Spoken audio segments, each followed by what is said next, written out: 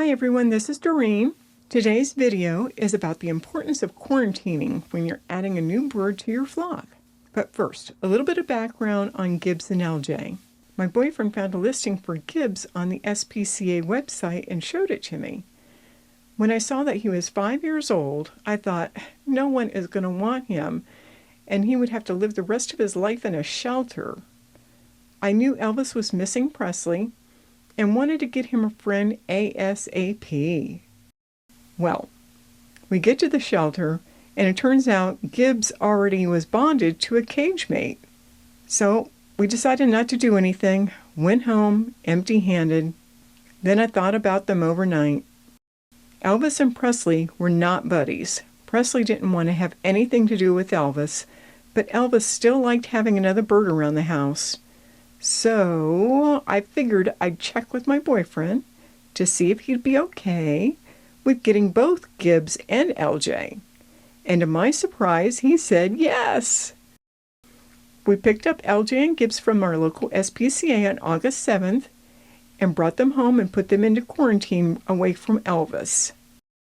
A vet at the shelter had already examined them, so we didn't have to take them to a vet right away. One thing that the vet did that I was not happy about was a vet had clipped their wings. Especially bad is the fact that LJ is already missing a foot and has his mobility hindered from that.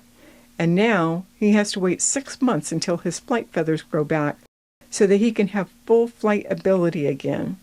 He does get around the cage pretty well though. LJ is about 2 years old. They think that he lost his foot in a cage accident. These little guys were surrendered by their owner, who had to go into a nursing home. I did a lot of research on how best to set up his cage and put several platform perches and also made new food stations for them, since LJ was having trouble using the traditional bird food dishes. They make quite a mess, but now they're able to get to their food easily. I made 2 of the new food stations and put one on each side of the cage with pellets in one bowl, water in the middle, and veggie chop for breakfast and then seed in the afternoon in the third dish. I always put the same stuff on both sides of the cage. Sometimes they eat from the same bowl, and sometimes they were on opposite sides eating. I have no idea what kind of diet that they were on with their prior owner, but they've taken to everything that I feed Elvis with no problems. Speaking of eating, Gibbs is a little piggy bird. I had him eating millet from my hand on day 2 and sitting on my hand by day 4. Gibbs is an older budgie at around 5 years old, but he's still very active and chatty. Gibbs and Elvis have been flock calling to each other ever since we brought them home. You talking to Elvis? You talking to Elvis, honey? Another thing I did that someone suggested to me on the Budgies and Friends Facebook page was to put a towel under the cage liner to help cushion their fall. That's going to help them until their flight feathers all grow back in. How I've been handling the 30-day quarantine.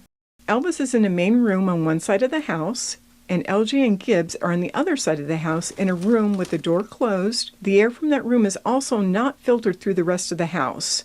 I have a purifier going in that room 24 hours a day.